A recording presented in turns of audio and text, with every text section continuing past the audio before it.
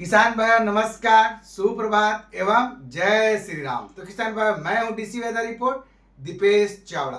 तो चलिए समझते हैं कैसा रहेगा मौसम आने वाले 4-5 दिन और कहां पहुंचा मानसून और कहां पहुंचने की संभावना है आगे। तो किसान भाई जहां 26 मई के आसपास में मुंबई और 29 मई के आसपास में छत्तीसगढ़ के कोंडागांव और 26 मई के आसपास बंगाल की खाड़ी पर कोस्टल इलाकों पर जहां मानसून पहुंचा था, आज करीब 10 से 12 दिन हो चुके हैं।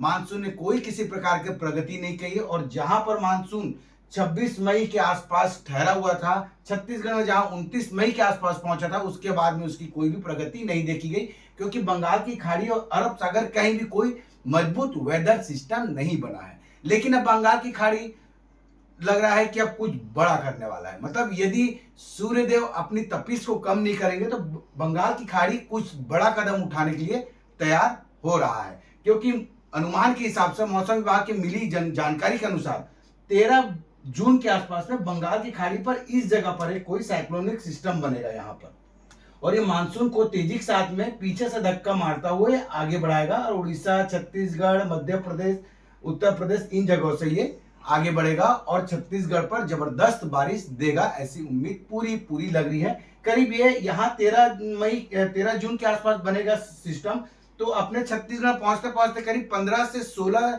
जून के आसपास में पहुंचेगा और छत्तीसगढ़ में जबरदस्त बारिश देगा। अभी हम मानसून की बात करें तो छत्तीसगढ़ में कोंडागांव के उत्तरी हिस्सों को थोड़ा बहुत बचा है और कोंडागांव के मध्य इलाकों से होते हुए ये मानसून की रेखा गुजर रही है। मतलब फरसगांव और केसकाल ये दोनों अभी भी बचे हुए हैं मानसून के प्रवेश के लिए। तो किसान भाई तापमान की बात करें तो अधिकतम तापमान 37 से 39 डिग्री तक के आसपास रहने की संभावना है और न्यूनतम तापमान 24 से 26 के आसपास रहने की संभावना। वहीं कह सके किसान भाई तो रायपुर और बिलासपुर, दुर्ग ये जो बीच वाला इलाका कहीं कहीं वहां पर 40 डिग्री के आसपास भी टेम्परेचर जा सकता है। और वाष्पीकरण की बात करें तो 6.4 मिलीमीटर आसपास रहने की संभावना है। तो किसान भाई आज से मौसम में कुछ परिवर्तन देखने को मिलेगा।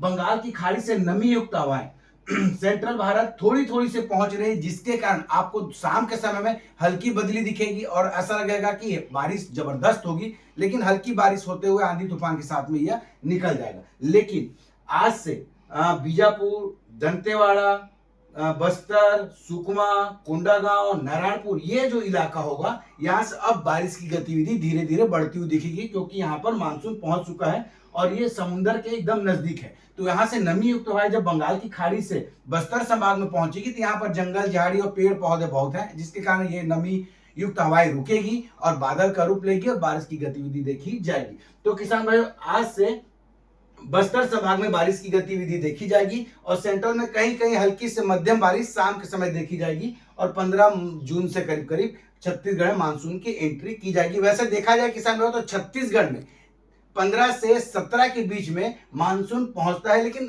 इसलिए हम कह सकते हैं कि मानसून कहीं देरी नहीं हुआ है, मानसून बिल्कुल अपने समय पर चल रहा है। 13 जून के आसपास पहुंचता है मानसून बस्तर संभाग, 15 जून के आसपास पहुंचता है रायपुर, दुर्ग मतलब सेंट्रल छत्तीसगढ़ में, और 16 से 17 जून के आसपास पहुंचता है सरगुजा संभाग में। तो मानसून अभी अपनी नॉर्मल गति से ही चल रहा है और जल्दी बारिश आने वाली है। छत्तीसगढ़ के हर जिले पर जबरदस्त बारिश देगी। अभी भी कम से कम 5 से 6 दिन का टाइम है, तो आप फटाफट कृषि का कार्य कर लीजिए, उसके बाद शायद आपको मौका न दे। तो किसान भाई मौसम की जानकारी बाद इतना ही, मुझे आप लोग दीजिए इजाजत, धन्यवाद।